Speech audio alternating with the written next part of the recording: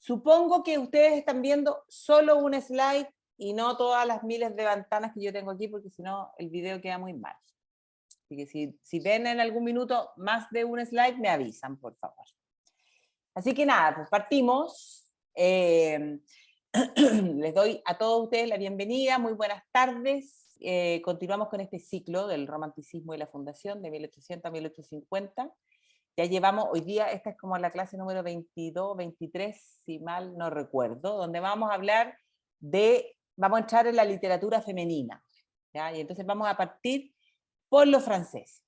O sea, hemos ido viendo lo que está pasando en distintos países, desde el ámbito político, desde el ámbito científico, que fue las últimas cosas que vieron con la Maida, vimos anteriormente música, artistas, pintores, y entonces ahora entramos en la literatura femenina. Entonces la idea es que hoy día tratemos de conocer la figura fundamentalmente de George Sand, ¿ya? O Georg Sand, como dicen algunos.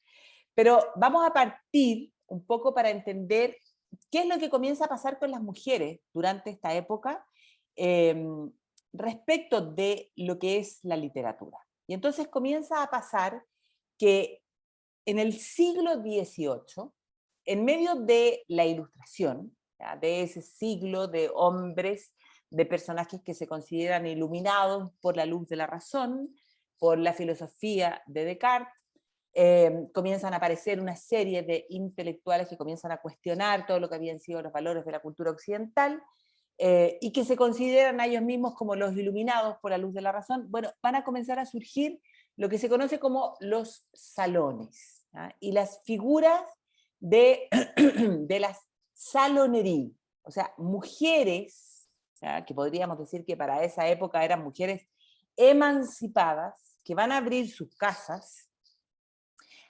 para iniciar tertulias con estos hombres que tenían las ideas más vanguardistas del tiempo, de ese tiempo. Y entonces se inicia la tradición de estos salones literarios, que en el fondo eran una reunión celebrada en la casa, en la residencia, algunas veces eran anfitriones, pero a nosotros lo que nos interesa es lo que va a pasar con las mujeres, de estas mujeres que se atreven a dar el paso en una época en que las mujeres tenían muy poco acceso, podríamos decir, a la cultura o a la participación, escasa participación o nula participación política, pero estas mujeres se atreven, estas mujeres más emancipadas, como digo, se atreven a abrir sus casas para dar cabida a estas discusiones, a estos encuentros, donde en el fondo la idea era poder disfrutar de una compañía amena, poder refinar el gusto, poder hablar de los temas en boga, tener buenas conversaciones, tener, podríamos decir hoy día, así como clubes de lectura, ¿ya? Donde además, en el fondo se seguía, podríamos decir, la definición de la poesía que había hecho el poeta clásico Horacio. O sea, había que agradar y educar. Y entonces, esto en medio de todo un refinamiento en la época de la Ilustración, da origen a estos salones. ¿Ya? Salones que comúnmente llevaban el nombre de quién era el anfitrión. ¿Ya? Y entonces van a comenzar a aparecer una serie de mujeres que, como les digo, abren sus casas para este tipo de encuentros. Y entonces aquí tenemos a Ana Louise Benedict Bourbon Condé, la duquesa de Maine, tenemos también a, o sea, hay muchísimos personajes, la verdad, y que van a recibir a personajes importantes de aquella época. O sea, van a recibir a intelectuales, a políticos, incluso a reyes en sus casas, en el fondo, en esta búsqueda por nuevos horizontes intelectuales.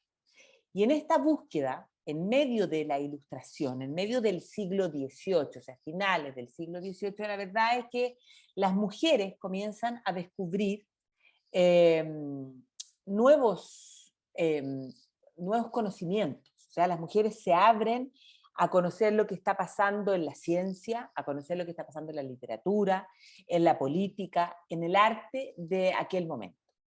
Y entonces eso tiene como resultado el hecho de que las mujeres comienzan a sentirse, podríamos decir, más escuchadas, pero va a tener también como consecuencia el hecho de que van a comenzar a aparecer poco a poco mujeres que van a comenzar a pedir ciertos cambios, ciertos derechos para las mujeres.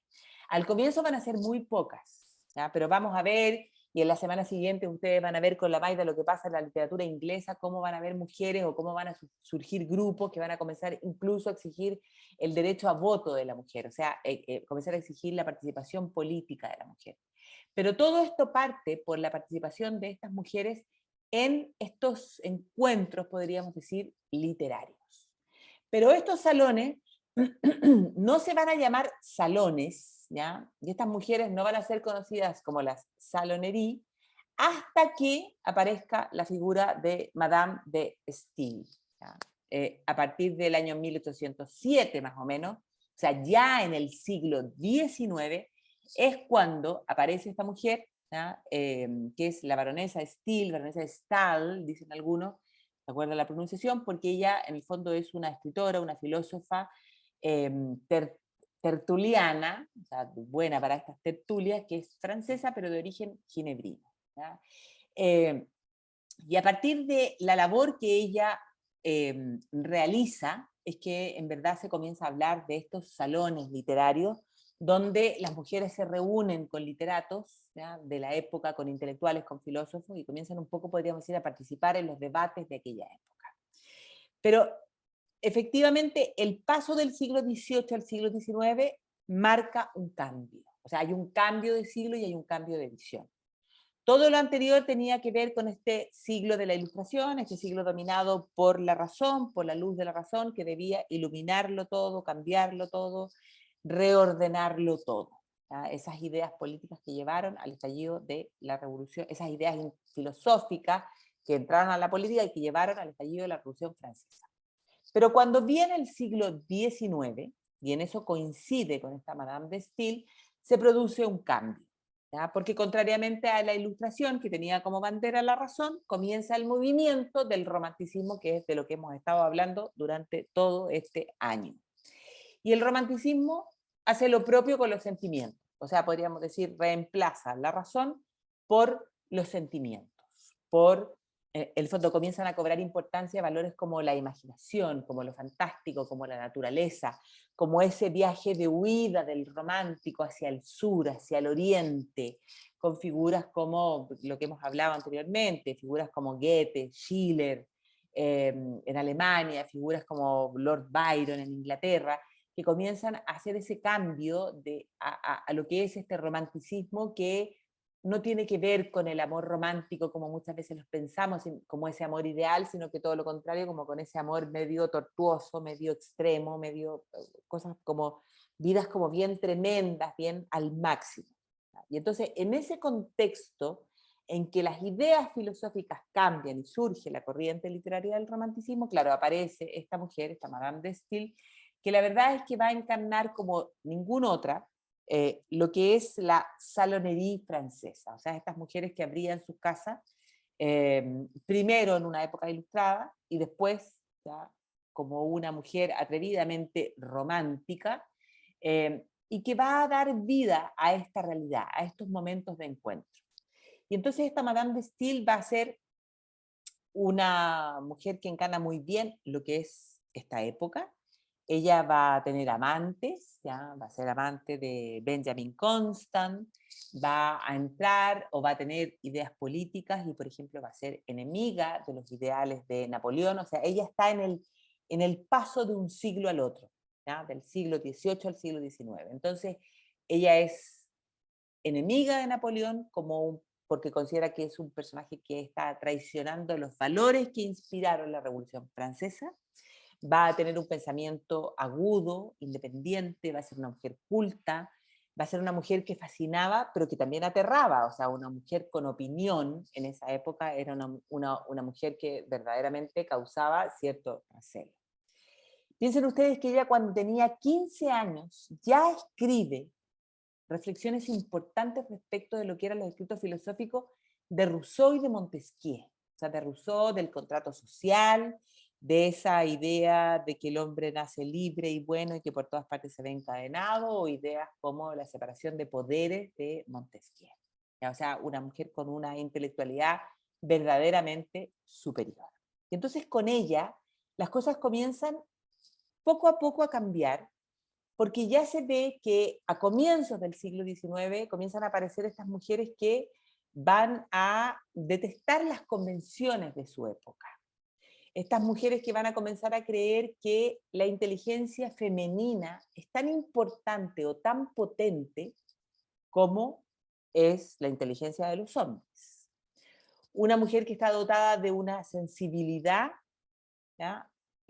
Superior, y que por lo tanto va a exigir por, por esa combinación de sensibilidad e intelectualidad ser educada, ¿ya? Y ser tratada igual que los hombres. Y estas mujeres que comienzan a considerar que la relación entre un hombre y una mujer se tiene que desarrollar en un plano de igualdad. ¿Ya? Y entonces ya les digo, o sea, cuando vean con la maíz de la literatura inglesa se van a comenzar a dar cuenta cómo por todas partes de Europa comienzan a aparecer estas mujeres que dicen que, bueno, el matrimonio hasta ese momento era una especie de contrato donde legalmente se establecía, ¿ya? Una especie de contrato por el cual un hombre mantenía a una mujer, y comienzan a estar en contra de eso, ¿ya? Y que la mujer no tenía ningún derecho, la mujer no tenía derecho ni siquiera en el fondo a ser, podríamos decir, la tutora de sus hijos, o quien quedaba con sus hijos, ¿no? Un ser que era desde todos los puntos de vista inferior. ¿Ya? Y entonces empiezan a aparecer estas mujeres que comienzan a luchar poco a poco por una relación entre hombres y mujeres que se desarrollara en la igualdad. Y entonces, por ejemplo, esta mujer, Madame de Staël, va a desafiar todos los cánones de su época. ¿Ah? Porque ella, por ejemplo, bueno, evidentemente se va a casar en un matrimonio por conveniencia, porque había que casarse en aquella época para poder asegurar la vida. Pero una mujer que se va a dedicar en cuerpo y alma a esta actividad de las tertulias de los salones. ¿Ya? Ella va a dedicarse también a la redacción de un periódico cultural, ¿ya? Que va a ser su gran obra. En sus salones, en sus tertulias, va a predominar el debate político, van a ser lugares donde se va a hablar de la Constitución inglesa, considerando que era el modelo político a imitar. Una mujer que por esas ideas políticas va a ser considerada en su época como una mujer progresista, aun cuando ella sigue siendo partidaria de la Casa Real francesa. O sea, piensen ustedes, se produce la revolución, aparece Napoleón Bonaparte, viene la restauración francesa con los Borbones van a caer tras la revolución de 1830, viene esta monarquía con Luis Felipe de Orleans. O sea, estamos en una época de cambios, pero ella sigue siendo todavía muy partidaria de la Casa Real francesa, que eran los Borbones. O sea, sigue siendo en cierto modo, podríamos decir, monárquica. Y eso va a hacer que tenga que exiliarse de Francia, va a volver a montar un nuevo salón cuando regresa, pero va a ser un salón que va a ser crítico de Napoleón, porque ella considera que Napoleón en el fondo es un traidor de las ideas de la revolución. O sea, es toda una época de cambios. Y entonces, a raíz de la llegada al poder de Napoleón, ella nuevamente se exilia de Francia y viaja por Europa. Y cuando viaja por Europa, viaja a Alemania, y ya tenemos en Alemania ¿ya? El surgimiento, en el fondo, del movimiento romántico, y para ella, autores como Goethe, del que ya hemos hablado en este curso, se va a transformar en su autor favorito, en su escritor favorito. Ella va a conocer a Schiller, va a conocer la obra de Novalis, o sea, va a conocer lo que es, en el fondo, el surgimiento de este romanticismo en Alemania. Y entonces viaja por Europa, algo que en el fondo no era muy típico de aquella época. Viaja a Roma, está en Venecia, está en Suiza, está en Londres. ¿Ya?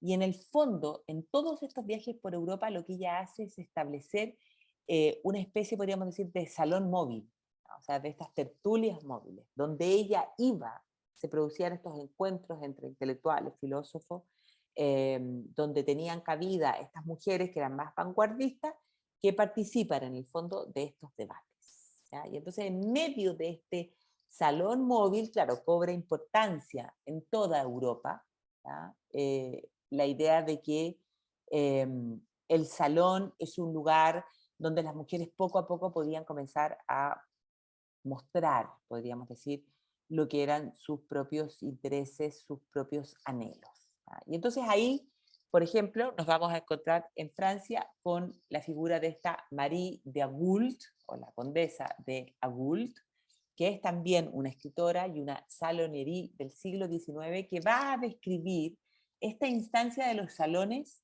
de la siguiente manera. Y va a decir, el salón era la meta más alta de la parisina, la satisfacción de sus años maduros, la gloria adquirida con la edad. La mujer de París empleaba en él toda su inteligencia, le sacrificaba cualquier otra ocupación. Desde el momento en que se había decidido a ello, no se permitía ningún otro pensamiento, distracción, atadura, enfermedad o tristeza. Ya no era esposa ni madre, hasta su papel de amante ocupaba a partir de entonces un segundo puesto. O sea, la mujer que comienza a participar de estos salones literarios, la verdad es que dejaba todo absolutamente en segundo plano por participar, en fondo, de estos encuentros. Y entonces aquí ya vemos que esta Marie de Agoult, esta condesa, que también era escritora, y que ocupa como nombre para escribir, como seudónimo para escribir, el nombre de Daniel Stern, nos comienza a hablar de que hay un cambio, de que hay un cambio. Esta mujer además, bueno, se casa y es la amante, la pareja ya, del compositor Franz Liszt. Eh, ya nos habla de un cambio que se está produciendo en aquel momento. Esta mujer además va a ser primero amiga y después no tan amiga del personaje probablemente más importante de la Francia del siglo XIX, de una mujer que vive gran parte del siglo XIX en Francia, que es el personaje que hoy día ocupa nuestro interés. ¿Ya? Una mujer que marca su época, o sea, muere en 1876, hacia comienzos del siglo XIX, muere en 1876, y es una mujer que va a marcar todo este periodo porque rompe moldes, porque no es la salonería tradicional, no es esta mujer que vestida de mujer, destacando su femineidad, intenta ser partícipe de estos círculos literarios, sino que esta mujer va a quebrar con todo eso y ella es George Sand, o George Sand, como dicen los franceses. ¿Ya? Y George Sand es el seudónimo de Aurora Dupin. ¿Ya? Su nombre completo es Amandine, a veces aparece como Amandine Aurore Lucille Dupin de Dudevant, por el matrimonio que tiene con Casimir de Dudevant. Y esta mujer es una mujer extravagante, una mujer polémica. Para muchos es una de las precursoras más importantes de lo que es el feminismo. O sea, hay muchos aspectos, muchísimos aspectos que se pueden analizar de su vida y de su obra. Pero ella es novelista, algunos dicen que también es periodista, pero bueno, lo cierto es que es una de las escritoras más populares de la Europa del siglo XIX y considerada también una de las escritoras más notables de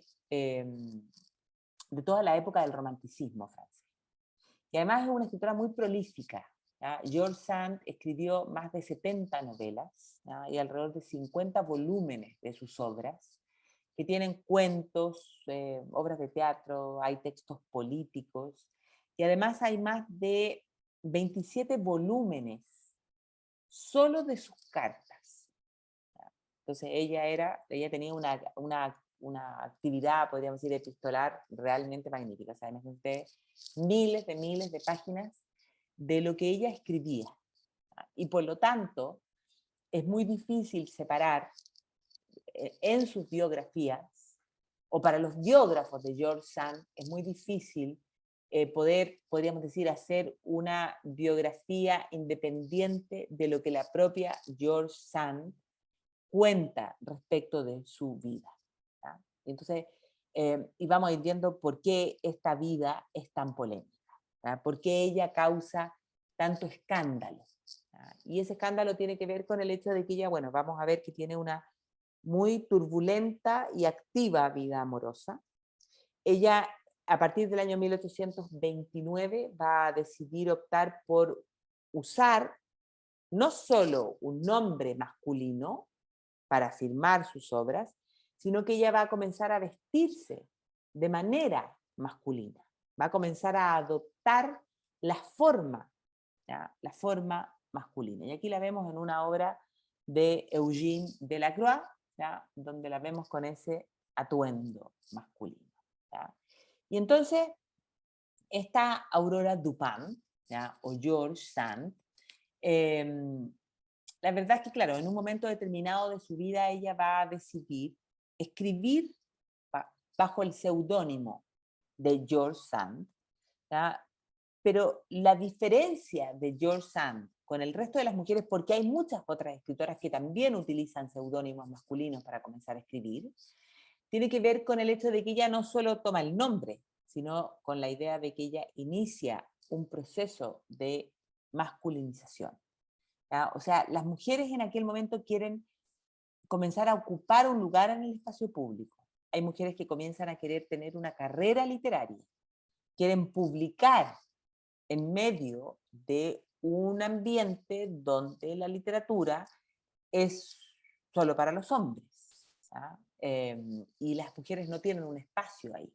Entonces las mujeres, como modo de abrirse un espacio, comienzan a escribir bajo seudónimos, toman nombres de hombres y lo utilizan como seudónimos. Pero en el caso de George Sand, no es solo tomar el nombre masculino, sino que ella inicia un proceso, podríamos decir, de una masculinización. O sea, uno puede pensar, por ejemplo, en escritoras inglesas como, por ejemplo, Mary Ann Evans, que es conocida como George Eliot, ¿ya?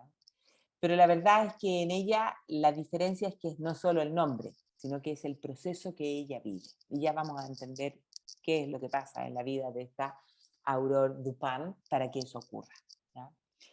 Hay que pensar que autores como Lamartine van a llegar a decir de ella que en el camino del genio creativo, en el camino de la creación de su obra, ella pierde su sexo.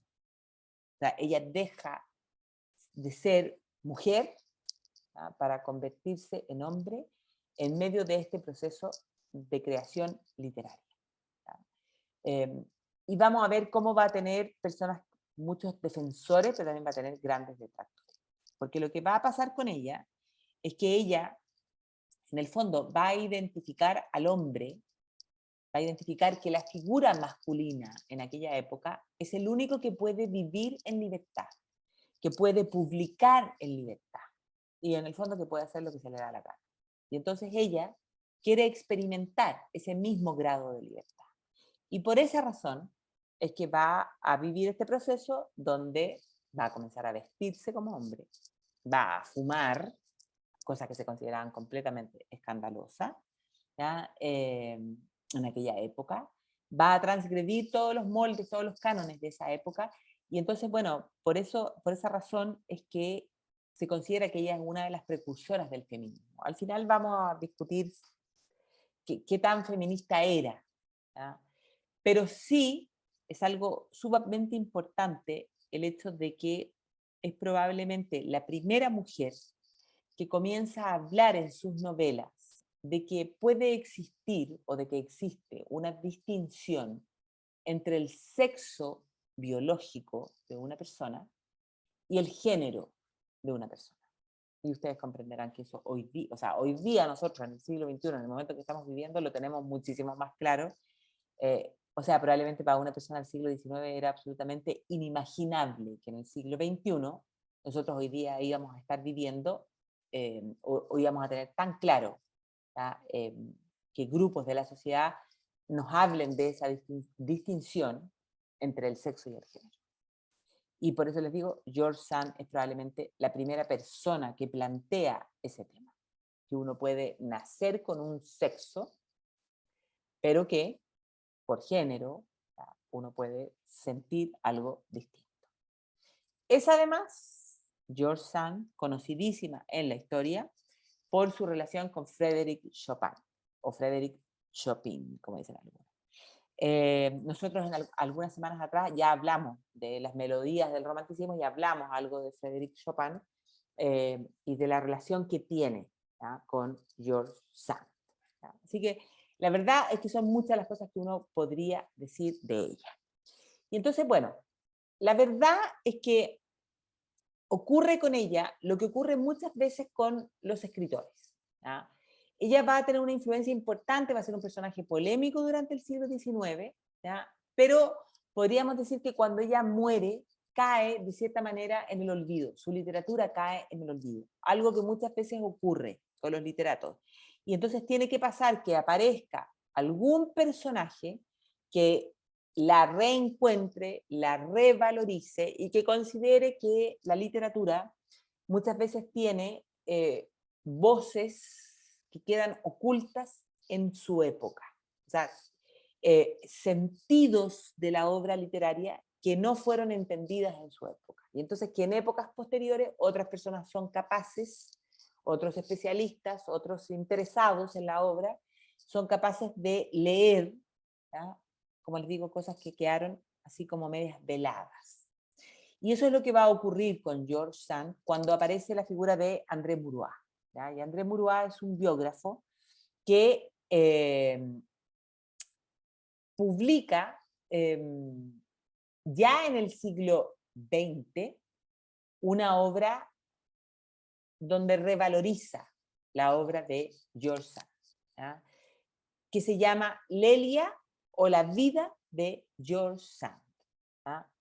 Y la verdad es que esta biografía que André Maurois escribe de George Sand es lo que va a marcar un antes y un después en la recuperación de la obra de Sand. Porque Maurois, al igual que Stefan Zweig, ¿ya?, es un nuevo tipo de biógrafo, o sea, un nuevo tipo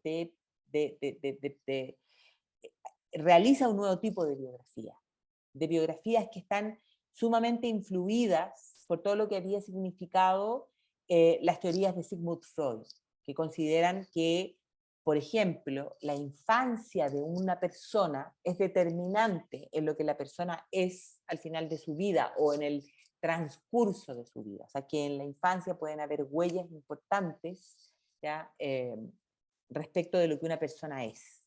Las biografías hasta antes de esa influencia de Freud, la verdad es que eran biografías que eran historicistas, es decir, como un relato cronológico de la vida de una persona.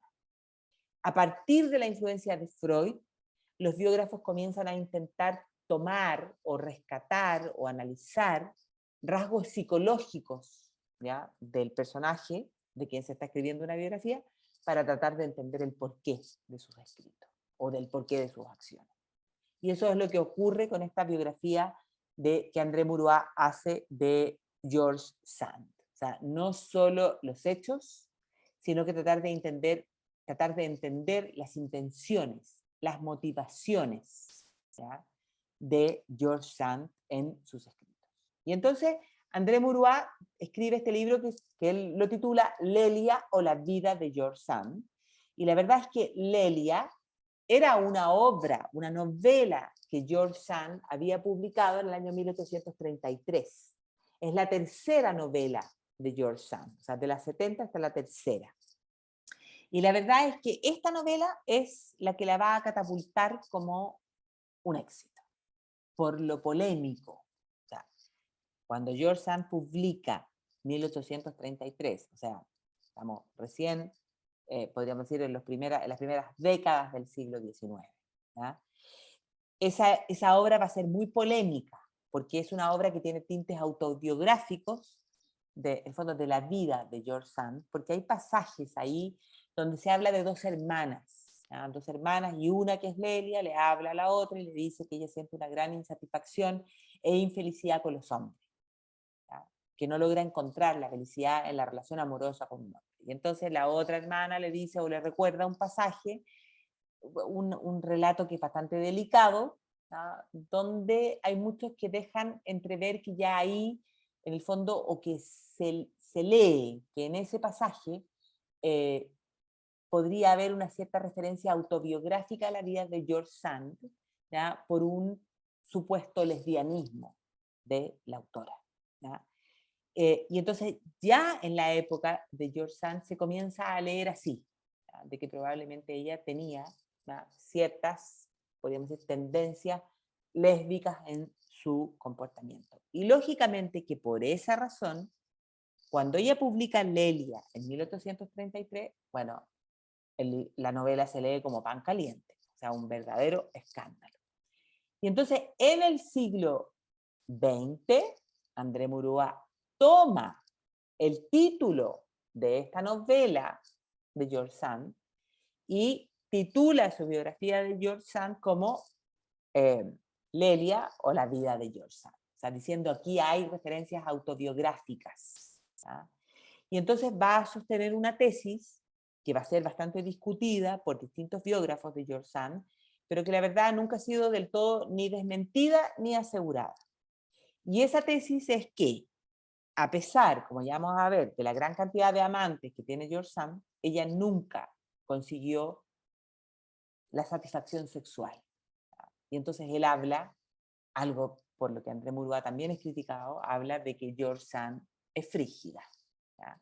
Y que no conoció la satisfacción sexual, y eso es en gran medida lo que explica lo que ocurre con ella.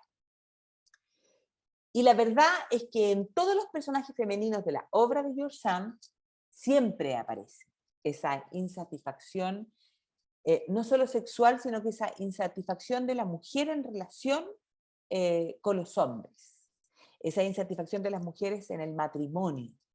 Y ella misma llega a escribir en una de sus últimas cartas diciendo, si volviera a ser mujer, yo sería una mujer casta. ¿Ya? Y entonces, claro, cuando se publica esta biografía de André Murúa, se produce un cierto revuelo y una revalorización, y bueno, todos quieren volver a leer a, a George Sand. Y no solo la obra de George Sand, las novelas de George Sand, que hoy día a lo mejor pueden parecer como un tanto rebuscadas o tal vez difíciles de leer, porque ella es una escritora romántica que utiliza muchos adjetivos, que hace muchas descripciones de los paisajes, es una cosa, una literatura tal vez un poco recargada para muchos. Pero lo que más llama la atención son las cartas de George Sand, ¿ya? Que como les decía, hay un compilador, ¿ya? Que es George Luban, que recopila, es uno de los grandes conocedores de George Sand, que recopila todas sus obras. Ella escribió alrededor de 32.000 cartas, y él recopila todo esto en 25, hoy día son como 27 volúmenes. Entonces uno hoy día puede leer a George Sand directamente, o sea, lo que ella nos cuenta de su propia vida. Y entonces, la correspondencia de George Sand junto a las dos grandes obras de carácter autobiográfico que tiene, que son La historia de mi vida y lo que ella narra en el tiempo que está en Mallorca cuando vive con Chopin, la verdad es que a partir de la biografía de André Murúa, bueno, comienzan a ser éxito de ventas, porque en el fondo la idea es de conocer un poco la vida de esta mujer que era excéntrica, que puede ser considerada una precursora del feminismo, que va a tener grandes detractores y que ya en su época genera polémica. O sea, el propio Víctor Hugo, por ejemplo, comentó en algún minuto, George Sand no puede determinar si es hombre o mujer. Tengo un gran respeto por todos mis colegas, pero no es mi lugar decidir si ella es mi hermana o mi hermano. O sea, Víctor Hugo ya deja en claro que, no está, que podría no haber estado tan claro qué era George Sand, ¿ya? Y que va a tener también detractores importantísimos como son Baudelaire o como el propio Friedrich Nietzsche. O sea, Baudelaire, por ejemplo, va a decir algo así como que si en la época de ellos, en el siglo XIX, existían hombres que eran capaces de acostarse, perdónenme la franqueza para hablar, de tener relaciones con George Sand, eso hablaba más bien de la decadencia de los hombres de ese siglo, de la degradación del hombre de ese siglo que podía sentir, ¿ya?, cierto deseo de estar con George Sand, ¿ya? O Nietzsche, que va a hablar de ella y que va a decir que en realidad era una vaca lechera. Y eso haciendo referencia a que con el paso del tiempo George Sand va a ganar importancia, va a ganar kilos, ¿ya? Y entonces, por eso les digo, hay personas en su época que la idolatran, que la aprecian, que la admiran, y otros como estos que en el fondo van a denostar lo que va a hacer la vida, ¿ya? Esta vida controvertida y polémica de George Sand. Entonces, claro, es un personaje bastante clave, que como les digo puede pasar al olvido, pero que luego va a ser revalorizada. ¿Ya? Y entonces, bueno, dicho todo eso, ¿quién es George Sand? ¿Por qué George Sand es así? Entonces ya les decía, bueno, George Sand es su seudónimo, ella es Aurore Dupin, que nace en París el 1 de julio de 1804. O sea, nace en 1804, muere en 1876. Vive parte importante del siglo XIX. Ella es hija de Maurice Dupin, y Maurice Dupin es nieto del mariscal general de Francia, que era Mauricio de Sajonia, que a su vez es un hijo fuera del matrimonio del rey de Polonia, Augusto II. ¿Ya? Entonces es un hijo ilegítimo, o sea, es en el fondo, ella es nieta, podríamos decir, ¿ya? Pero ilegítima del rey de Polonia. ¿Ya? Su madre, por su parte, es Sophie Victor de Laborde. ¿Ya? Y esta Sophie de Laborde es una mujer que provenía de una familia pobre e inestable. Ella era hija de un maestro, o sea, de un pajarero, un hombre que vendía pájaros, canarios. ¿Ya? Entonces la madre era de una clase muy inferior a la del padre. La madre, además, con una vida bien inestable, era una mujer que tuvo también una vida sexual, podríamos decir, bastante libre. La madre de George Sand frecuentaba los cuarteles del ejército en búsqueda de relaciones, se aprovechaba de las etapas de abstinencia sexual de estos miembros del ejército. Entonces, claro, tenía larga experiencia. Y entonces cuando ella conoce al capitán Dupin, Dupin se enamora perdidamente de esta mujer.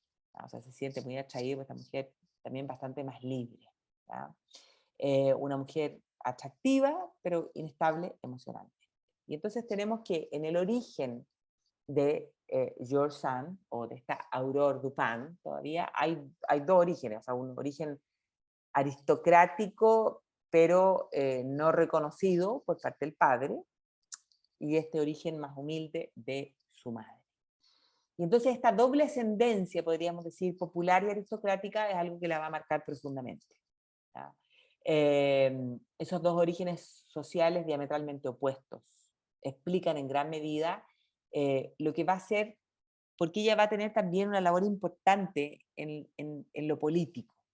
Y entonces en los escritos políticos de George Sand está claramente esta idea. Y entonces ella misma escribe, ¿ya? Y dice, no solo somos hijos de su padre, también somos un poco, creo, de su madre. Incluso me parece que lo somos aún más. Y que nos aferramos a las entrañas que nos llevaron de la manera más inmediata, más poderosa, más sagrada.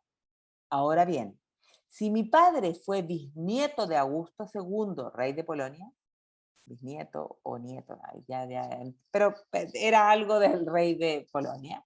Y entonces dice, ahora bien, si mi padre fue bisnieto de Augusto II, rey de Polonia, y si de este lado me encuentro de manera ilegítima, pero muy real, pariente cercano de Carlos X o de Luis XVIII, no es menos cierto que tengo al pueblo por la sangre, de manera igualmente íntima y directa. Y además, no hay ningún bastardo de este lado.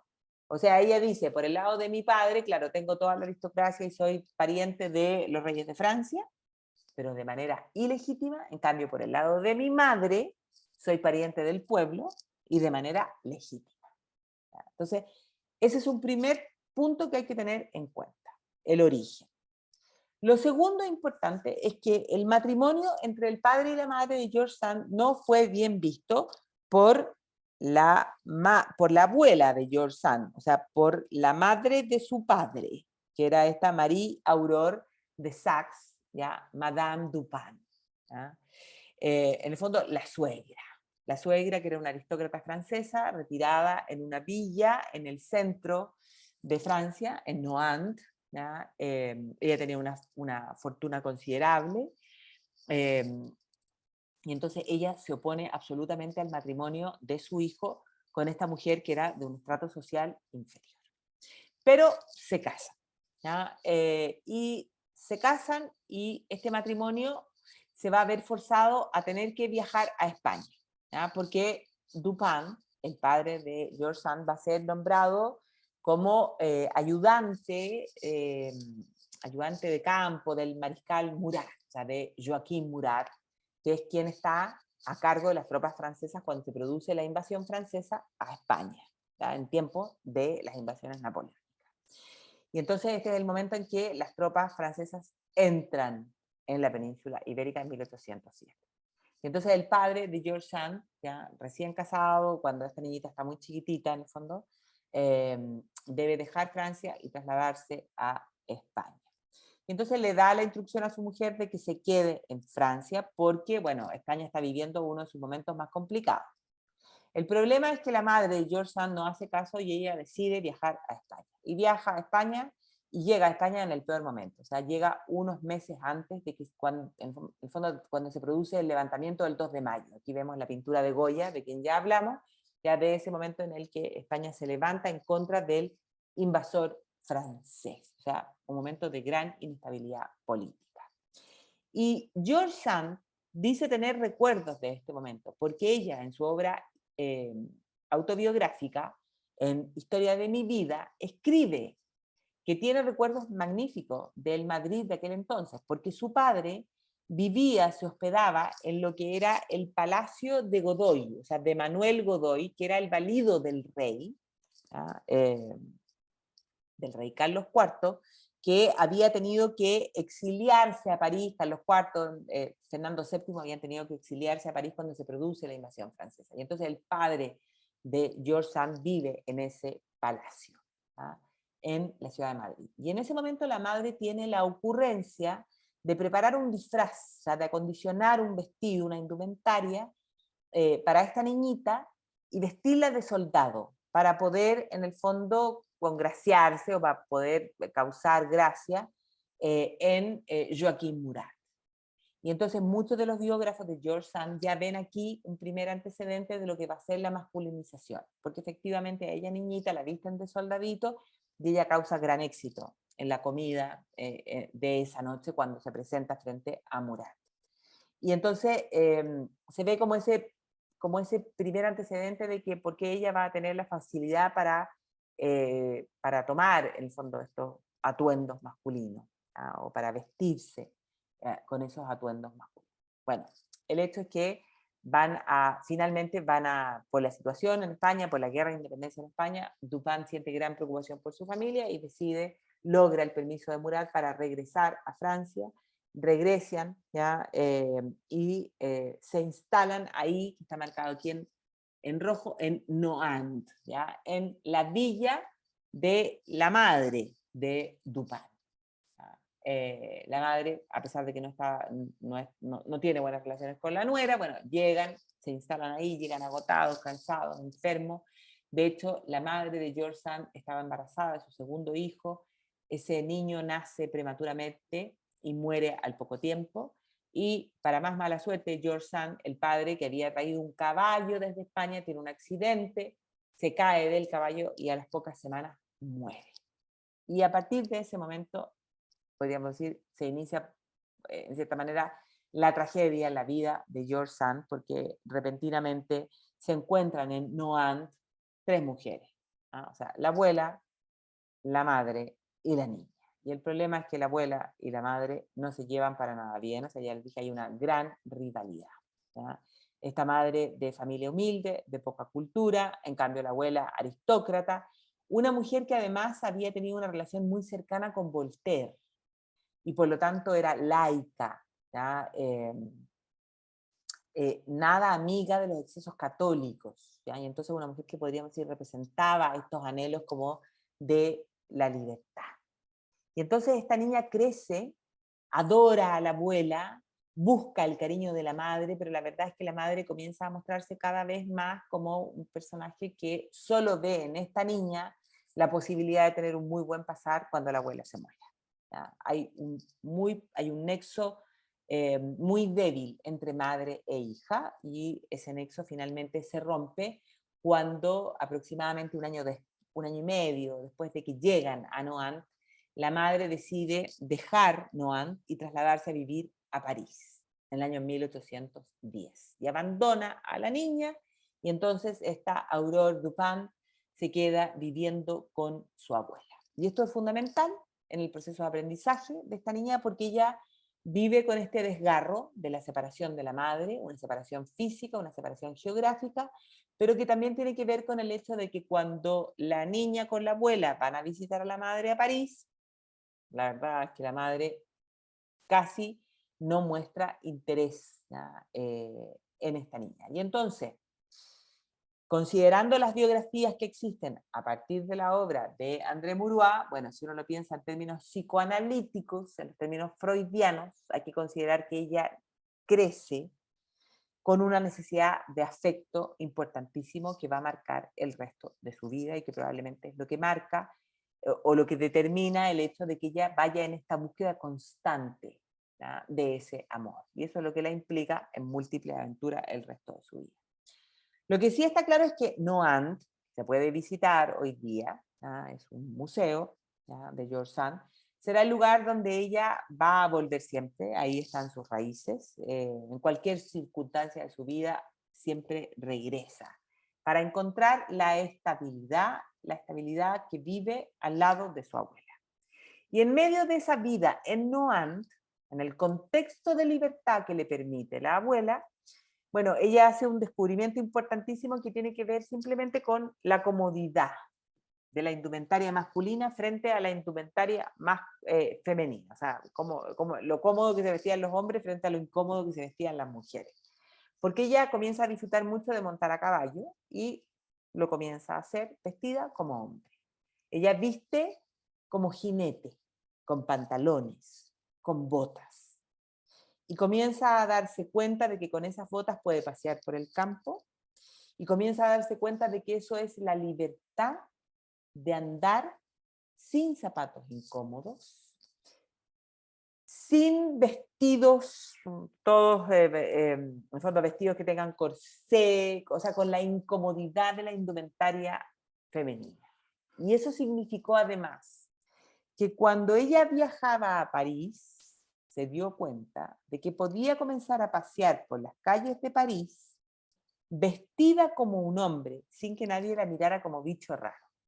Porque en el siglo XIX, una mujer paseando sola por las calles de París, vestida como mujer, era algo completo y absolutamente mal visto. En cambio, una mujer que se paseaba por París vestida como hombre, con pantalones, con levita, con bota, no le extrañaba a nadie. Y entonces comienza a sentir el gusto, la libertad que da esta indumentaria masculina. Pero en ese contexto, o sea, si 1810 había sido un primer punto de inflexión, es decir, el primer punto del momento en que la madre la abandona, el segundo punto de inflexión va a venir 10 años después, cuando en 1821 muere la abuela. Y ella tiene 16 años. Y entonces en ese momento vive, claro, una de las experiencias más dolorosas de su vida, porque por una parte muere la abuela, pero por otro lado la madre regresa a Nohant.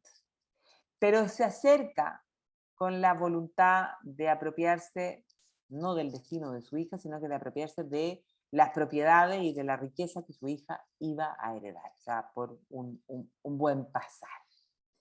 La propia George Sand, o Aurore Dupin todavía, escribe en ese momento ya un relato que dice que momentos antes de que la abuela muera, ¿ya?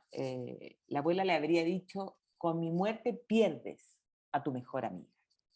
Efectivamente, para ella fue así, pierde a su mejor amiga porque, bueno, tiene a esta madre por la que no siente mayor apego ni mayor cariño, sino que solo ve una relación interesada. Y entonces, claro, la vida comienza a complicarse. Y entonces busca una salida. Cuando la madre se instala en Nohant y quiere dirigir la vida, ¿ya?, de esta Aurore Dupin, ella decide buscar un nuevo camino. Y en ese contexto aparece la figura de Casimir Dudevant. Y entonces solo un año después de la muerte de la abuela, ¿ya?, el 10 de septiembre de 1822, ¿ya?, Aurora Dupin se casa con Casimir Dudevant y pasa a conocerse como la baronesa Dudevant. Él era un varón, ¿ya? Ay, perdón, él era un varón, pero era hijo natural, ¿ya? De una buena familia. O sea, no era ni tan varón en realidad, porque era hijo natural, pero no era reconocido por el testamento de su padre y por lo tanto era un hombre que no tenía patrimonio. Es un hombre mayor que ella, pero ella ve en él, bueno, la posibilidad de escape de la tutela de la madre, y entonces lo considera como un hombre que podía convertirse en un refugio, ¿ya? Un hombre que la podía proteger. Y bueno, se casan, se instalan a vivir en Nohant. Ella pone como requisito que el matrimonio viva en su casa, ¿ya? Y un año después, ¿ya?, de ese matrimonio nace el primero de los hijos de George Sand, que es Maurice Dudevant, ¿ya? Eh, pero el problema va a ser que todas las expectativas que ella tiene de este matrimonio comienzan a no cumplirse, ¿ya? Y entonces, cuando ella se casa, evidentemente, tal como la gran mayoría de las mujeres de su época, o podríamos decir casi la total, bueno, no sé si la totalidad, pero la gran mayoría de las mujeres de su época, ella es una mujer virgen, ¿ya? Que la verdad no tiene idea, no ha recibido una educación sexual, sino que se la ha educado en la religiosidad, ¿ya? Y por lo tanto, ella, la verdad es que comienza a mostrar, y así lo va a escribir en sus novelas en el resto de su vida, en el fondo de que se siente infeliz, de que se siente insatisfecha, de que la verdad para ella incluso llega a ser algo violento la vida conyugal. Entonces va a comenzar cada vez en sus obras a volver sobre este tema, al tema de la infelicidad en el matrimonio. Y va a comenzar a buscar todo tipo de explicaciones, como por ejemplo, en su obra Lelia, que ella publica en 1833, o sea, tiempo después, ella va a llegar a especular, imagínense ustedes, a especular si es que la infelicidad conyugal tenía que ver con eh, las posturas, ¿no?, que el hombre y la mujer adoptan en la intimidad. Y eso, bueno, porque claro, ella, en el fondo, como decía, es una mujer que no tiene ningún tipo de educación y por lo tanto ella especula cualquier cosa respecto de esto. Y ella va a llegar a decir que lo que ocurría en esa época con las mujeres era que, claro, las educaban como a santas, pero después las entregaban en una relación matrimonial donde tenían que ser potrancas, ¿ya? Palabras textuales. Y la verdad es que para ella va a ser una experiencia traumática.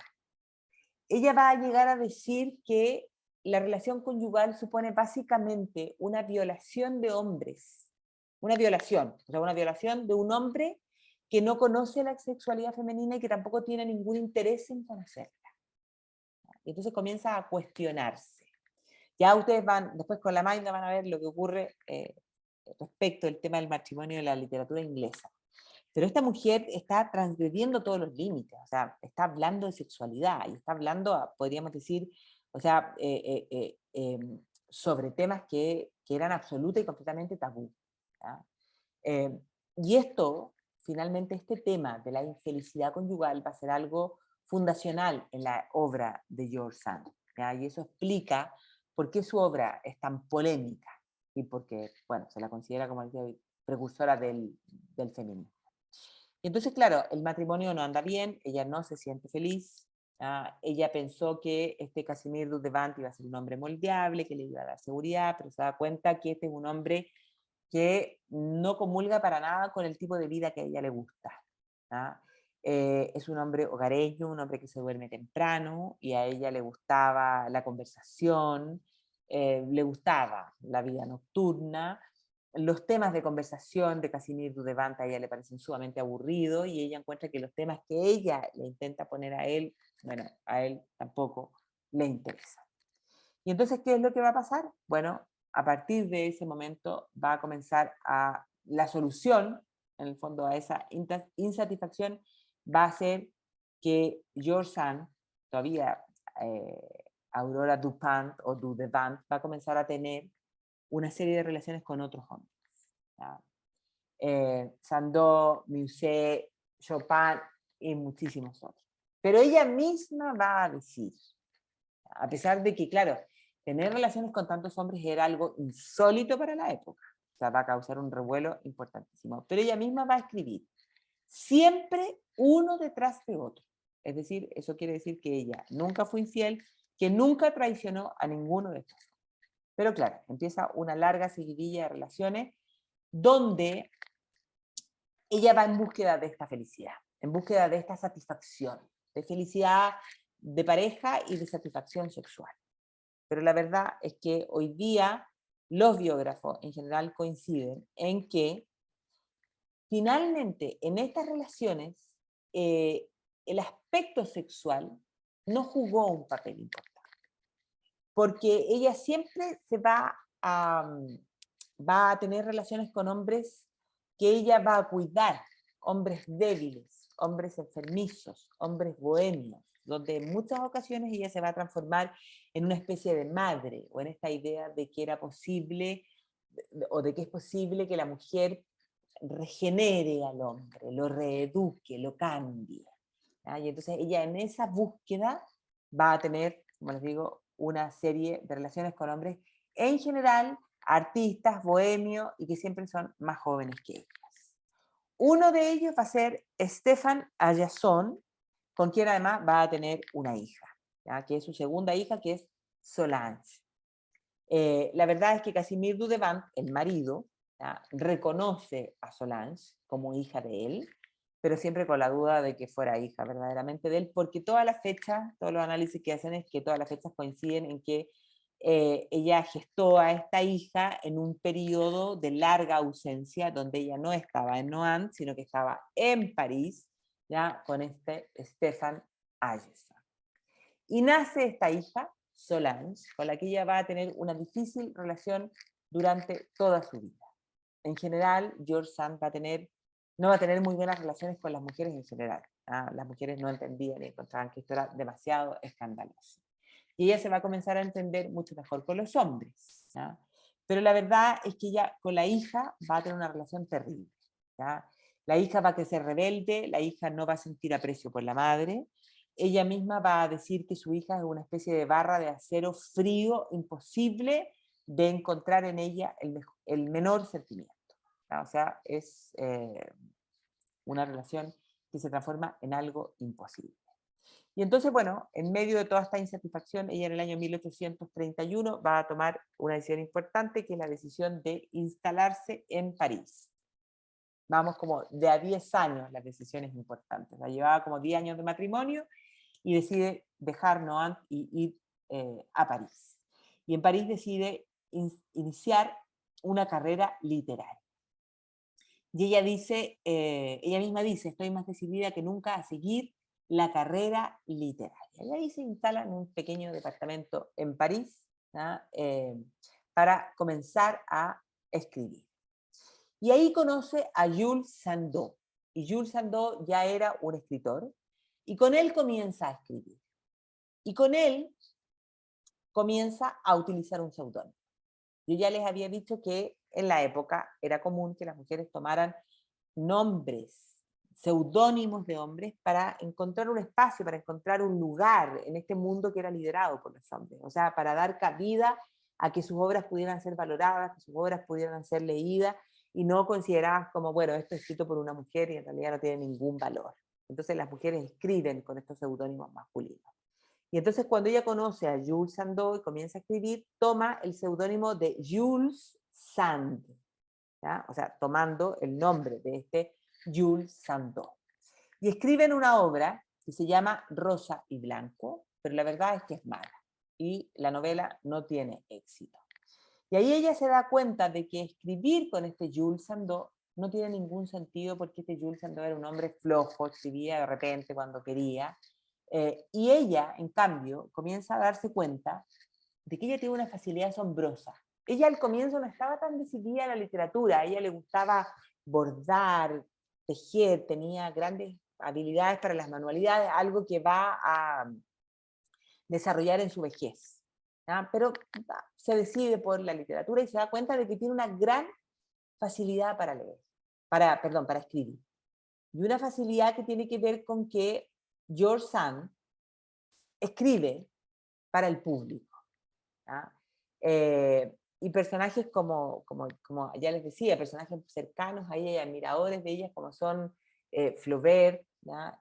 Van a decir efectivamente que ella no se preocupa tanto por, podríamos decir, por los parámetros literarios, eh, por una escritura que en términos de perfección literaria fuera destacable, sino que ella se dedica a escribir en el fondo lo que el público quiere escuchar, lo que el público quiere leer, más bien.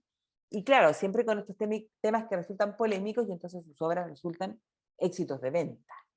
Y ella, bueno, tiene que mantener a sus dos hijos, tiene que mantener a Casimir Dudevant, que está en Nohant, ¿ya? Y por lo tanto, bueno, podríamos decir, le da en el clavo. Y entonces escribe su primera novela en solitario, que es Indiana, en 1831, y ahí el propio Jules Sandeau le dice verdaderamente, tú te vas a convertir en un éxito. ¿Ya? Y entonces ella, con él, acuerdan que era necesario que ella mantenga el seudónimo, mantener el Sand, pero como ella había sido una ávida lectora de literatura inglesa, por la influencia de su abuela, ¿ya? Va a decidir tomar el nombre de George en inglés. ¿Ya? Y entonces mantiene el Sand, ¿ya? De Jules Sandeau, pero cambia el nombre a George Sand. Y cuando se transforma en George Sand, bueno, ya comienza a mostrarse abiertamente con la indumentaria masculina en los salones literarios de los que hablábamos al comienzo. Y comienzan, y como esto genera escándalo, la verdad es que ella comienza a aparecer en los periódicos de la época, comienzan a aparecer caricaturas donde la muestran a ella vestida de hombre, vestida con levita, con corbatín, con pantalón, una mujer que fuma, o sea, verdaderamente comienza a llamar completamente la atención. Pero en el interior de ella, más que la polémica que genera que ella ande vestida como hombre, para ella esa búsqueda de la felicidad, de la insatisfacción, esa búsqueda de la libertad, además, bueno, en esa búsqueda ella encuentra que el único camino, ¿ya?, para esa libertad es adoptar los modelos masculinos. Los modelos masculinos le permiten caminar por París tranquilamente. Los modelos masculinos le permiten escribir lo que ella quiera. Y a partir de ese momento, como les digo, comienza, ¿ya?, a aparecer, ¿ya?, esta mujer vestida de hombre. Que genera, claro, ¿ya?, las caricaturas, mírenla aquí, o sea, las mujeres están en estos salones, todas vestidas de mujeres, y ella está vestida de colores oscuros y además fumando. Y se decía que fumaba puro, la verdad que no fumaba puro, sino que fumaba unos cigarrillos que ella misma fabricaba. Y ella escribe de noche, y escribe de noche y escribe fumando. Y entonces era realmente un escándalo. Pero el escándalo va a ser mayor cuando en el año 1833 conozca a una actriz sumamente exitosa de aquella época que era Marie Dorval. Marie Dorval era la actriz del momento que hacía los papeles protagónicos de la obra de Alexander Dumas, ¿ya? Y George Sand se siente muy atraída por ella, por la personalidad, por el hecho de que esta era una mujer exitosa, y entonces la relación entre estas dos, que se hace muy cercana, la atracción es mutua, es un escándalo, ¿ya? Y entonces los escándalos se suman en la vida de George Sand. Y comienza a correr el chisme, el rumor de que en realidad George Sand acompañaba a Marie Dorval a sus actuaciones, que la esperaba fumando en su camarín hasta que ella terminara la actuación y que luego ellas dos tomaban la caleza y que se iban juntas a vivir y a disfrutar de esta relación que muchos comenzaron a hablar de que era una relación, bueno, lésbica. La verdad es que los biógrafos no se atreven a asegurar si es que hubo una relación íntima entre ambas. Pero en las cartas de George Sand sí se ve que hay una fascinación de George Sand por esta Marie Dorval. O sea, cuando ella le dice cosas intensas como por favor no dejes de acudir esta noche, o hace algunas referencias al cuerpo de Marie Dorval. Bueno, la verdad es que se puede intuir que sí hubo intimidad, ¿ya? Y eso, claro, que aumenta la expectación, el morbo, podríamos decir, por el comportamiento de esta escritora, ¿ya? Y ese es el momento cuando publica Lelia, de la que ya hemos hablado, que es su novela que va a catapultarla, ¿ya? Como esta escritora transgresora, ¿ya? Porque claro, Lelia se lee en términos autobiográficos, se muestra la insatisfacción de la autora, la insatisfacción en el amor, la insatisfacción sexual, porque esta obra se puede leer, podríamos decir, en claves que nos hablan de su posible lesbianismo, y esta es la obra que toma Muruá en el siglo XIX, toma el título y nos dice en el fondo que esta mujer era una mujer frígida, y Le Martin nos dice una mujer que perdió su sexo. Entonces, claro, que causa un revuelo absoluto. Pero el tema es que la satisfacción por Marie Dorval va a llegar a su fin en el año 33-34, cuando conoce a Alfred de Musset.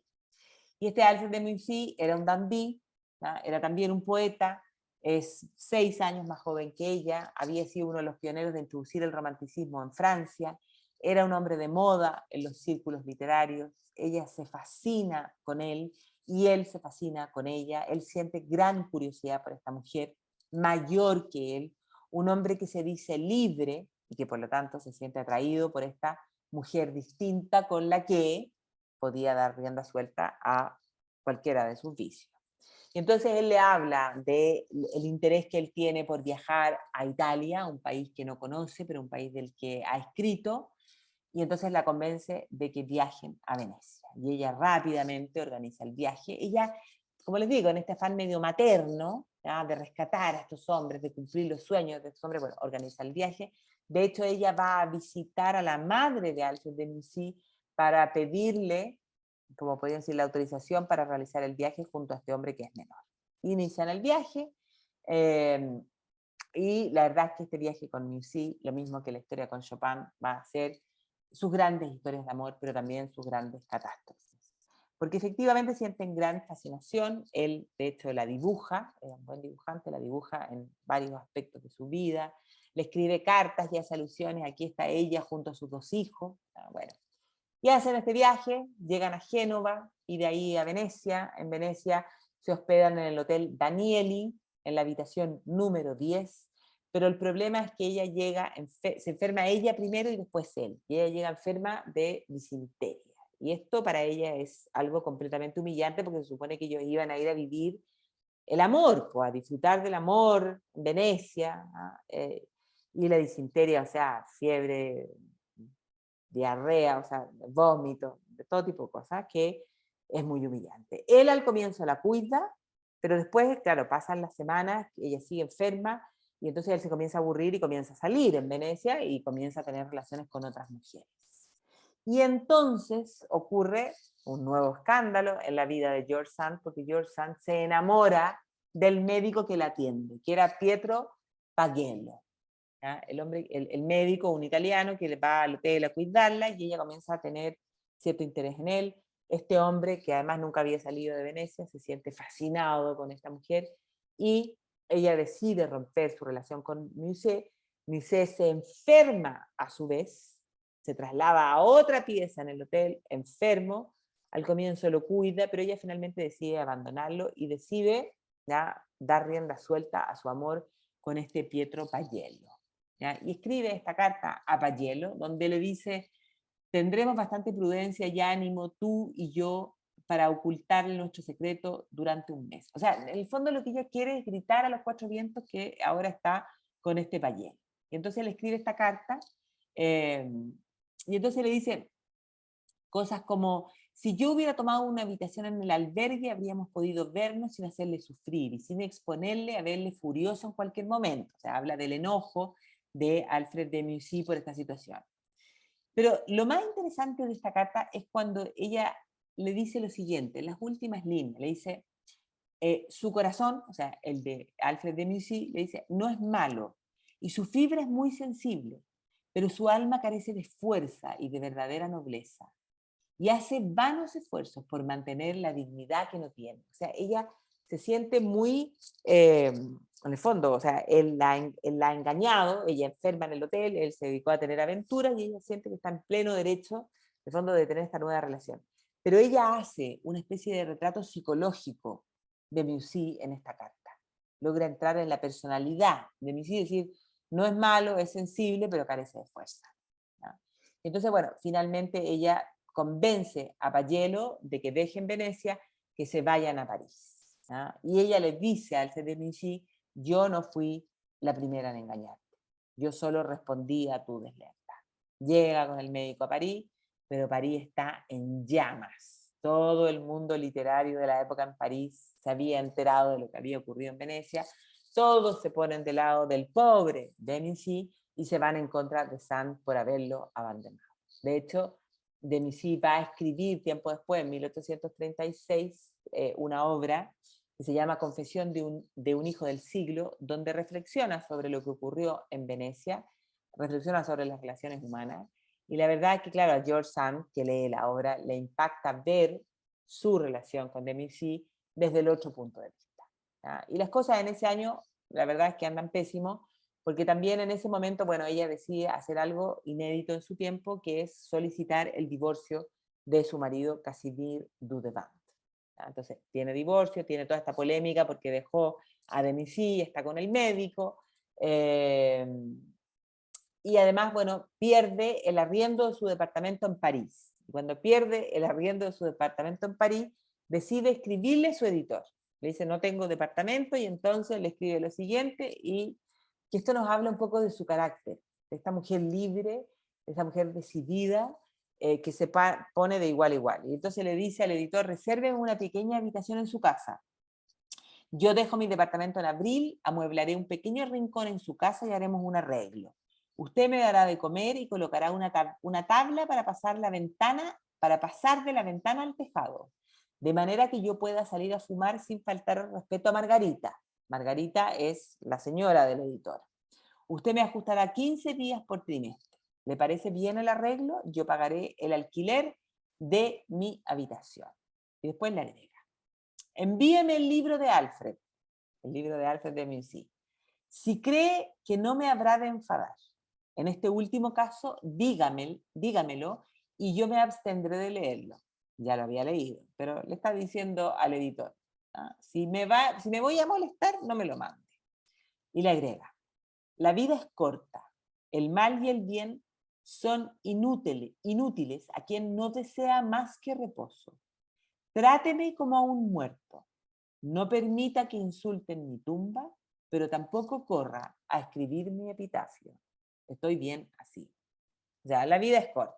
No estoy para chisme. Y tampoco estoy para halagos o para falsos halagos. O sea, tráteme como a un muerto, pero no permita que me insulten, pero tampoco escriba mi epitafio. O sea, no me venga con cosas porque yo así estoy bien. Y entonces, en medio de todas estas polémicas del divorcio, del libro, de que ha perdido el departamento, bueno, en ese contexto ella sigue escribiendo, tiene mucho éxito, tiene que escribir mucho, tiene que ganar dinero, tiene que alimentar a toda esa cantidad de gente, porque claro, el ex marido sigue siendo una carga económica, y es en ese contexto cuando conoce a Frédéric Chopin, ¿ya? 1838. Y Frédéric Chopin, ya hablamos de él hace algunas semanas atrás, bueno, es un pianista, compositor polaco, ¿ya? Conocidísimo por sus piezas escritas para piano, conocido también por sus géneros como el nocturno, por los vals, por la polonesa, que se establece en París y que se transforma rápidamente en un éxito, ¿ya? Y en uno de los miembros de estos salones, de estos salones literarios, de estas élites sociales. Pero también un hombre enfermizo, un hombre débil, ¿ya? Y Chopin era muy amigo de Liszt, ¿ya? Y ella también. Y acuérdense que les dije que ella era amiga de esta condesa Marie de Goult, que era la amante pareja de Franz Liszt, ¿ya? Pero la verdad es que ellas se habían enemistado, y se habían enemistado porque Marie de Goult traiciona a George Sand. ¿ya? Y la traiciona, ya les voy a contar, ¿ya? Porque primero quiero hacer referencia a este cuadro, porque es notable. O sea, las personas que están sentadas aquí, ¿ya? De izquierda a derecha, los tengo anotaditos aquí. Este es Alexander Dumas. Aquí está George Sand. Ese es Franz Liszt en el piano. ¿Ya? Aquí está la condesa Marie de Angoulême. Como les digo, eran amigas, pero después se enemistan. Y atrás están Víctor Hugo, está Niccolo Paganini y está Giacomo Rossini. O sea, imagínense ustedes todo lo que hay unido ahí en ese grupo, en esa tertulia, en ese encuentro. Pero bueno, ¿qué es lo que pasa entre estas dos mujeres? ¿Ya?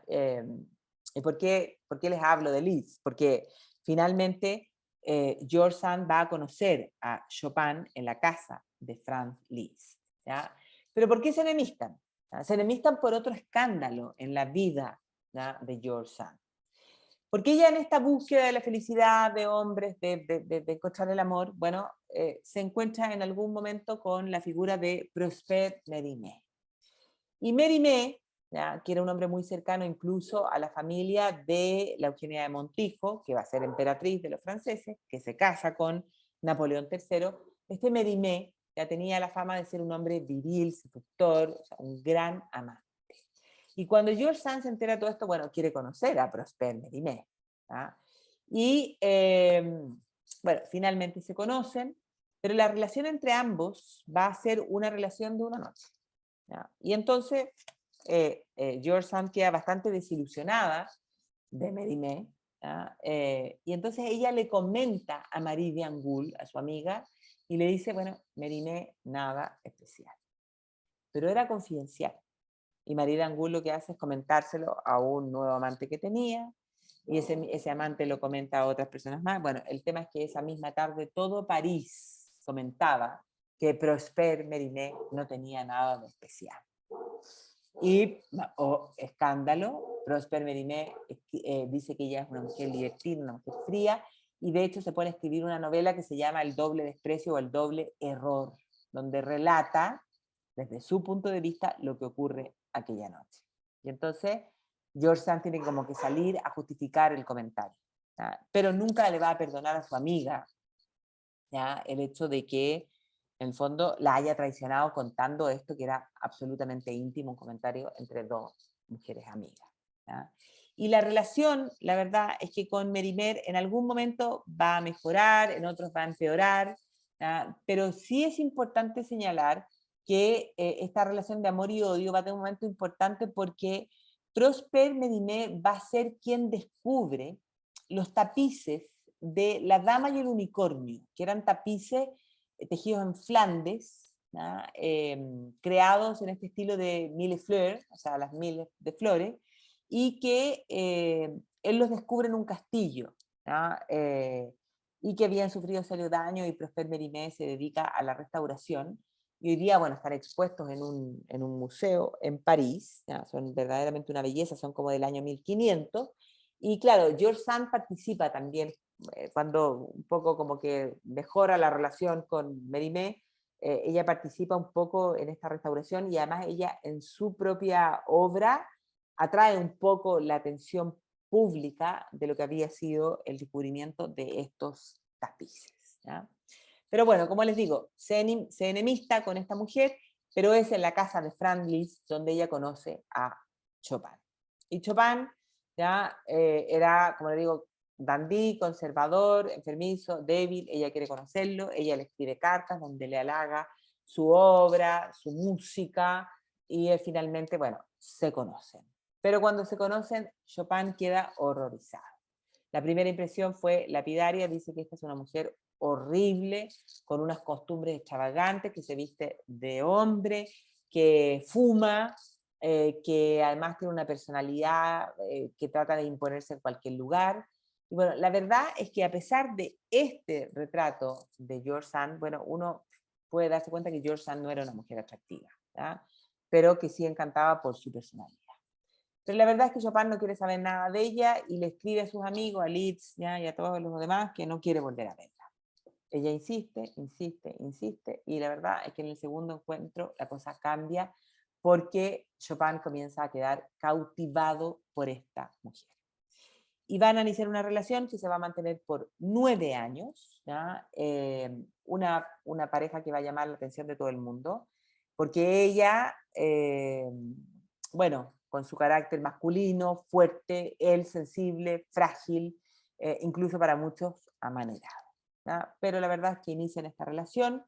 Algunos dicen, los biógrafos de Chopin dicen que ella lo explotaba, que ella se aprovechó de él, que después cuando se iba a morir lo abandonó, y otros dicen que ella fue su musa inspiradora. Pero lo cierto es que, al igual como había pasado con Alfred de Musset, ella decide hacer un viaje con Chopin, de buscar un lugar, un ambiente cálido donde Chopin pudiera crear, donde pudiera dar rienda suelta a todo su genio creativo, y entonces se trasladan a Palma de Mallorca. Aquí hay algunas caricaturas que muestran que, claro, al comienzo estuvo todo bien, ¿ah? O sea, el viaje fue difícil desde el comienzo, pero la idea era instalarse ahí para que él pudiera crear. Pero la verdad es que comienzan a tener problemas desde el comienzo, porque incluso en el barco en el que viajan, ellos se sienten muy maltratados. Y George Sand va a escribir después que en el viaje son tratados peor que a los cerdos del barco, ¿ah? Cuando llega a Mallorca, ella queda horrorizada de la pobreza y comienza, porque ella después va a escribir una obra que también es autobiográfica respecto de este momento, donde ella critica, en el fondo dice, ¿cómo es posible que en Mallorca exista tanta pobreza cuando España ya tiene grandes riquezas? O sea, ¿cómo es posible que no se mejore la condición de los mallorquíes, ¿ya? Arriendan una casa, al comienzo todo pareció idílico, en ese paraíso, podríamos decir, mediterráneo, pero la verdad es que en la medida que comienza a acercarse el invierno, todo empieza a estar mal, ¿ya? Porque empieza la humedad, el frío. Ella dice que las casas en Mallorca no tenían ni puertas ni ventanas porque la gente tenía la costumbre de que cuando abandonaban una casa se llevaban puertas y ventanas. Entonces habían las ventoleras de viento. Bueno, el tema es que Chopin se enferma, comienza a toser, en algunas ocasiones comienza a toser con sangre y entonces comienza a surgir el rumor de que él tiene tuberculosis. Algunos dicen que era definitivamente tuberculosis. George Sand estaba convencida que él solo tenía una faringitis, laringitis, algo así. El tema es que el dueño de la casa y todos los mallorquíes, en el fondo en la isla, se enteran y en el fondo, claro, los obligan a abandonar la isla, a salir de la casa. El arrendatario los obliga hasta a comprar los muebles, porque le dice que los muebles están contaminados de la enfermedad y el que va a hacer, o sea, todo un desastre. Y entonces, bueno, toda esta historia que da origen a películas, a novelas, que para algunos, claro, igual fue la estadía más feliz de Chopin en toda su vida y que Chopin en ella conoció el verdadero amor, la verdad es que se transformó en una tragedia porque nadie les quiere arrendar nada, finalmente tienen que alojarse en un convento, en la Cartuja de Valdemosa, que estaba prácticamente abandonada, pasan ahí 73 días donde tienen dificultades hasta para conseguir comida, porque nadie quiere venderles nada. Y entonces, claro, ella 3 años después va a escribir un libro sobre este invierno en Mallorca, sobre el infierno en Mallorca, o sea, sobre los 95 días totales que vivieron en Mallorca, donde la verdad es que ella que era, podríamos decir, ellos que eran los primeros turistas en Mallorca, dan una muy mala imagen de lo que era Mallorca. Finalmente logran salir de Mallorca, sienten alivio de volver a París, retoman sus vidas, Chopin vuelve a crear, vuelve a componer y a enseñar en sus clases particulares a sus alumnos. Se instalan en Nohant, en la casa de George Sand, pero comienzan los problemas en la pareja, porque ella, que le gustaba la vida social, que le gustaban los jóvenes, los poetas, por los que se siente atraída, bueno, los celos de Chopin son tremendos, y ella comienza a darse cuenta o a reafirmar su convicción de que en realidad nunca va a encontrar la felicidad en la relación con un hombre. O sea, su lucha por un ideal romántico, la verdad es que es un imposible. Y la relación entre ambos se debilita, comienzan a tomar caminos distintos. Chopin, la verdad es que su salud era frágil, Chopin va a viajar, va a estar en Londres, pero Chopin la verdad es que muere poco tiempo después. Pero en esta ruptura tiene que ver el hecho también, ¿ya?, de que en el año 1846, George Sand decide adoptar a una niña de 12 o 13 años que conoce ahí en el campo en Nohant, que se llamaba Agustine Broad. Y esta era una niña que en el fondo ella se la compra a los padres porque ve que es una niña que puede tener un futuro muy parecido a lo que había sido la vida de su madre y intenta rescatarla de ese futuro por medio de la educación. Entonces la adopta, pero cuando la adopta y esta niñita se transforma en su verdadera hija, esto desata los celos más horrorosos de su hija mayor, Solange. Y Solange le declara la guerra abierta a su madre, y en esa guerra abierta va a encontrar el apoyo de Chopin. Chopin, que se siente completamente, en el fondo, desolado, podríamos decir, por la ruptura, y incluso se dice que hubo intentos de esta Solange de seducción, ¿ya?, con Chopin. No se sabe si es que hubo alguna relación entre ambos, ¿ya?, pero estos dos personajes que ella en el fondo de su corazón había adorado o adora, se van en contra de ella porque ellos se dedican a hablar mal, ¿ya?, de George Sand en París. Y como les digo, bueno, la verdad es que va a ser una ruptura fría, eh, una experiencia de vida muy traumática, y como les digo, bueno, finalmente Chopin muere poco tiempo después, ¿ya? Y a partir de ahí, bueno, se va a producir un cambio en la vida de George Sand. Ella va a tener una gran vida literaria, va a escribir su obra Consuelo, que para muchos es su mejor novela, porque aquí ya ella se conoce a sí misma, es como que ha dado vuelta el camino, ha cerrado el ciclo y emprende una evolución, ¿ya? Y empieza a retractarse de la masculinidad, acepta su rol femenino, acepta el fracaso de sus relaciones amorosas y se va a comenzar a transformar en una mujer mucho más serena, mucho más tranquila, que considera además, o que se convence de que la sexualidad está completa y absolutamente sobrevalorada, ¿ya?, y que acepta su vida sin ansiedad, ¿ya?, o sea, lo que le tocó en la vida, ¿ya? Y eso queda claro cuando escribe, cuando tiene solo 43 años de vida, su principal obra autobiográfica, que es, en el fondo, eh, eh, que se llama Mi vida, ¿ah?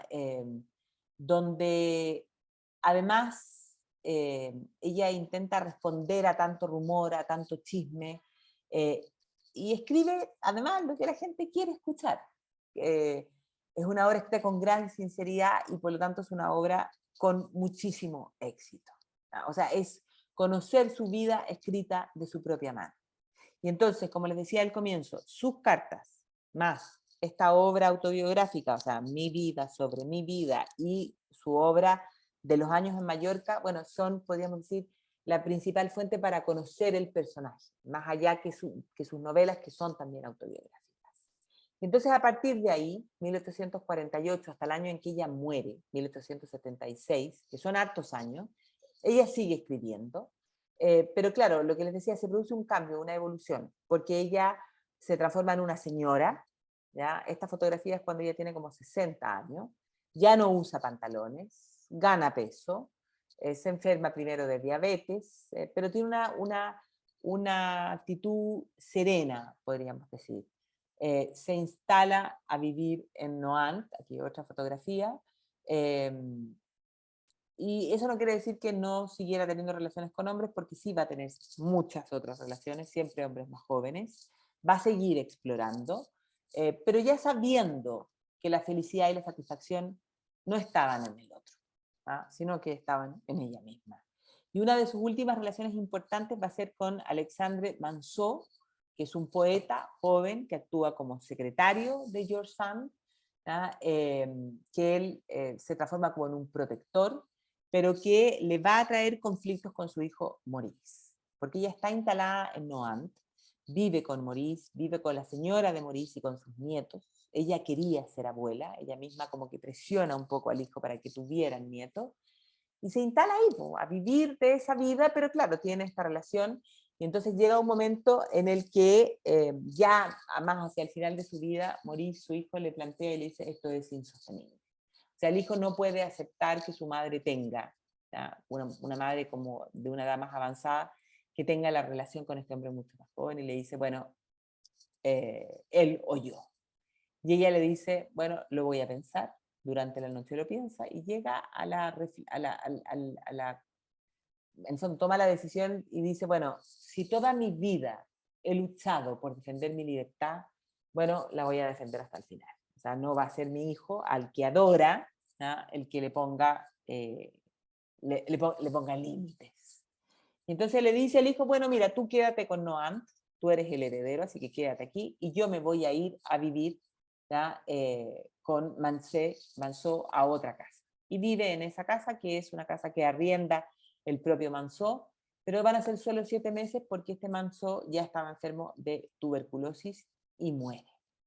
Y entonces ella, después de la muerte de Manceau, vuelve a Nohant, hace las paces con su hijo y vive los últimos años de su vida, podríamos decir, en tranquilidad.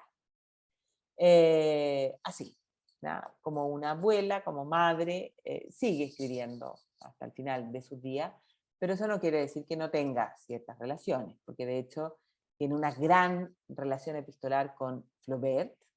No se sabe si hubo una relación carnal entre ellos, pero la verdad es que por las cartas sí había una relación sentimental importante. Va a escribir hacia el final de su vida Marianne, y aquí uno ya se da cuenta, porque casi todas sus obras, o todas, tienen nombres de mujeres, Lelian, Marianne, Consuelo. Y entonces, entre su primera obra, que era Indiana, y esta Marianne, uno ve el recorrido que George Sand hace en su vida. Porque en el fondo, Marianne ya es una mujer que, en lugar de ceder, de sufrir por la intensidad de sus sentimientos, se controla y se impone sobre ellos. La mujer que se impone sobre sentimientos que puedan hacerla sufrir. George Sand se enferma de cáncer de estómago, una enfermedad dura, larga, dolorosa, y finalmente muere en el año 1876. ¿Ya? Y como les digo, tras su muerte, su obra queda un poco en el olvido y va a ser revalorizada ya a partir fundamentalmente de la publicación en el siglo XX, 1948, de esa biografía de Maurice Joan. Nohant se puede conocer, es un museo, y también en París está el Museo de la Vida Romántica, que consagra en todo su primer piso ya, salas a la memoria de George Sand. Esta George Sand que también va a tener un papel político importante. Hoy día no nos pudimos centrar en eso porque si no estamos hablando hasta las 12 de la noche, porque teníamos que centrarnos en lo literario en su vida. Pero ella fue autora de textos políticos, solo para decir algunas cosas.